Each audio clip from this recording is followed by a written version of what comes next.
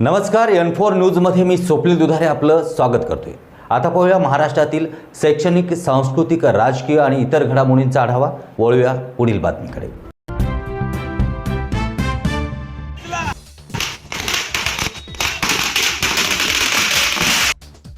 धर्माबाद येथील सकल मातंग समाजाच्या वतीने फटाके फोडून आणि पेढा भरून पानसरे चौकासह डॉक्टर अण्णाभाऊ साठे चौक, लहुजी साळवे चौकामध्ये जल्लोष साजरा करण्यात आला।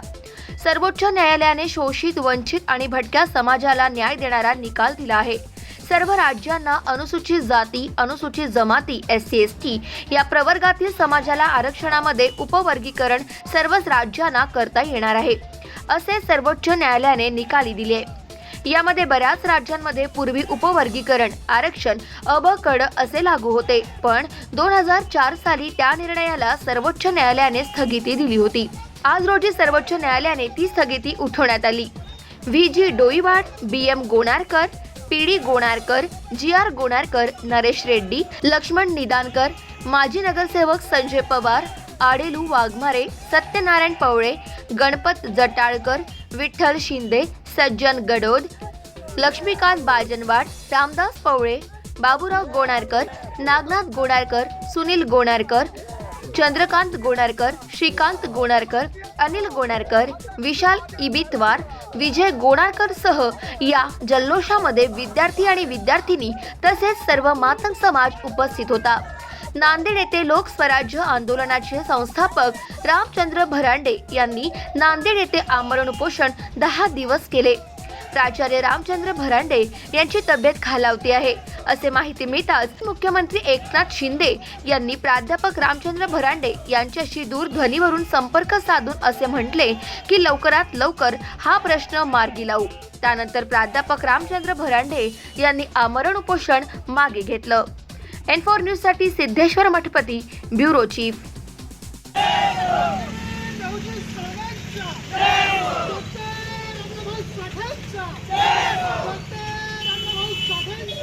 आज धर्माबाद शहरामध्ये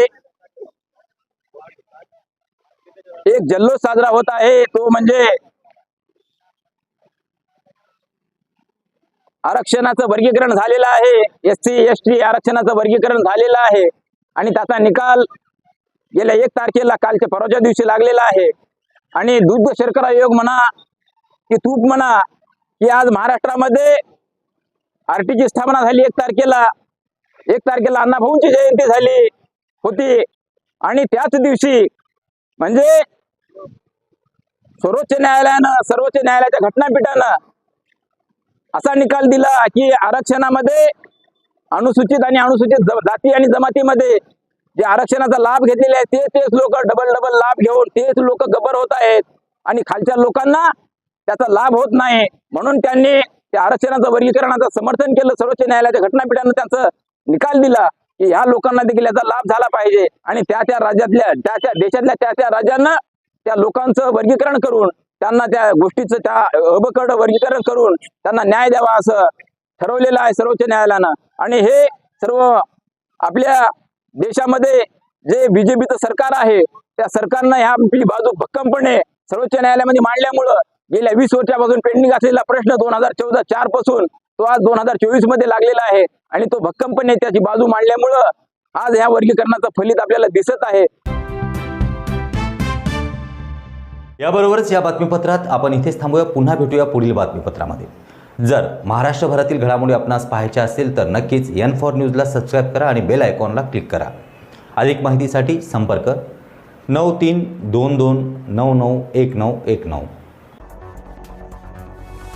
मुंबई, पुणे, खानदेश, मराठवाडा असो का विदर्भ, राजकीय, सामाजिक, शैक्षणिक क्षेत्र असो का क्रीडा, सर्वच घडामोडींचं विश्लेषण पाहायला विसरू नका N4 न्यूजवर।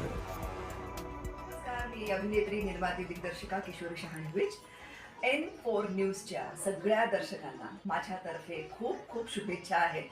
हे नवीन वर्ष, हे संक्रांत, या सगळ्यांच्या माझ्यातर्फे तुम्हाला सगळ्यांना शुभेच्छा आहेत। N4 न्यूज देखने वाले सभी दर्शकों को मेरा यानी कि अनुषा शर्मा का नमस्कार।